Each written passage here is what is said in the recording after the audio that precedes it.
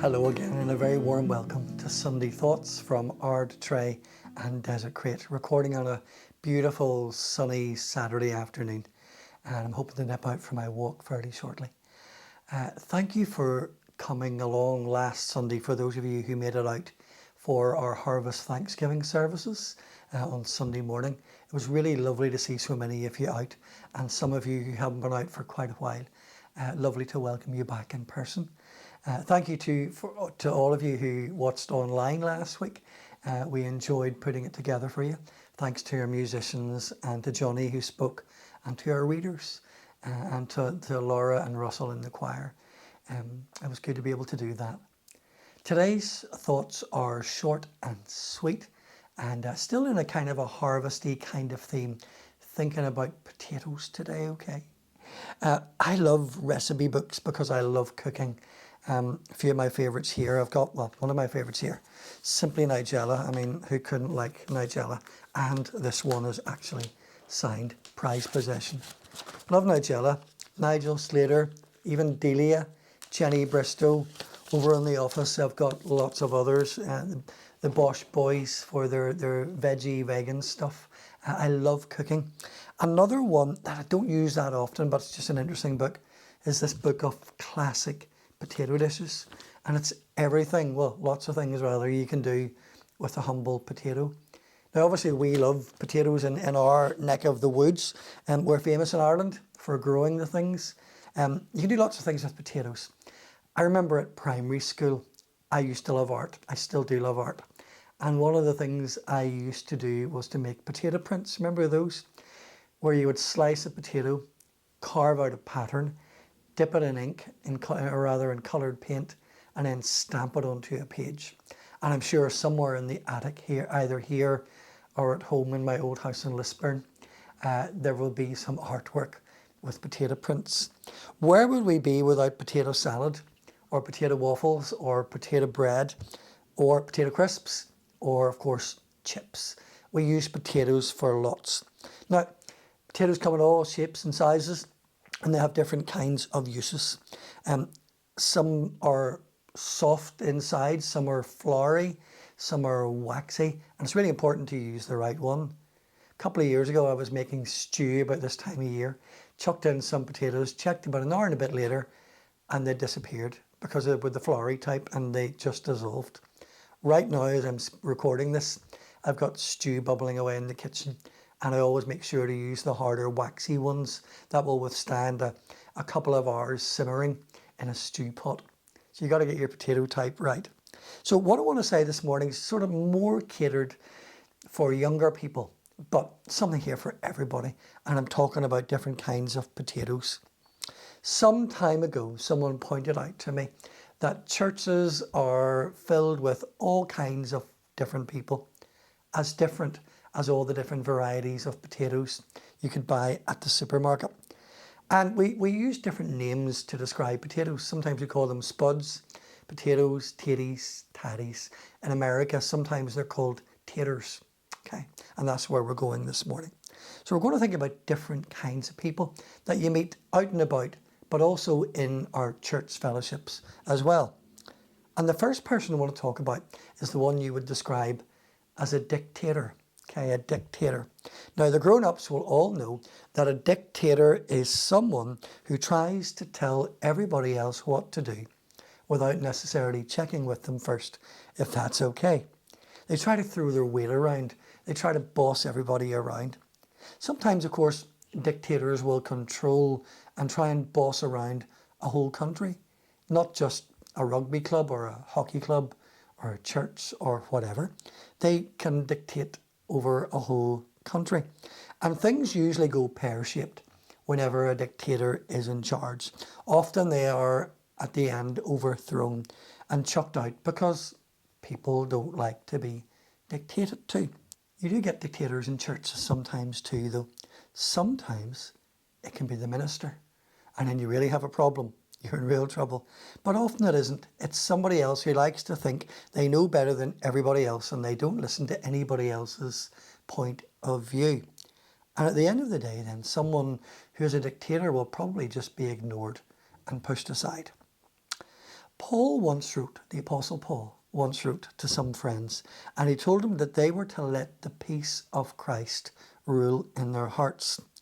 And he meant that when it comes to making decisions in church, we are to let peace be our umpire. Peace calls the shots. We're to work together, to agree to disagree when necessary, and to do so with grace and humour. And you need a lot of that whenever you bump into someone who likes to be a dictator. Okay, another tater, you ready? Second type you meet out and about and in church is the one you would call the agitator. The one who just loves to annoy people and keep on doing it and become an agitation. And some churches have people within them, every people group does, who are agitators. They just get on your nerves. And they don't have the wit to know when to stop and when to shut up. Sometimes they're a bit dim and they don't quite follow the plot. And generally, people tend to stay away from agitators. And do you blame them? But you do bump into agitators as well as dictators now and again.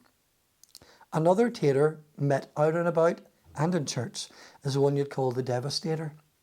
And a Devastator is someone who loves to destroy or to knock things down, or to be critical without necessarily offering any positive alternatives. They've often got a negative outlook on life. They're often impossible to please, no matter what you do. It's just the way they're wired, and only God can ultimately change their hearts. Sometimes people in churches or in other groups come up with great ideas to move forward and to make good things happen, and they work hard, and then the Devastator comes along, giving off about what's happening or what's not happening and trying their best to destroy rather than to build up. And they've got nothing positive to offer at all. They don't know how to build. They only know how to destroy. And so they're not much use, sort of good for nothing. But you do bump into them now and again. So far, this potato crop isn't brilliant. Sure, it's not. Dictators, agitators, devastators. There's another one that isn't great either, and it's the commentator. The one who loves to gossip or to speak about what everybody else is doing or not doing. I mean, if you watch sport on TV, the commentator actually can play a really important role. Their job is to tell everybody else what is really going on. But sometimes in church or in other groups that you might be part of, you get people who just love to gossip, to commentate, without actually getting their hands dirty and doing anything.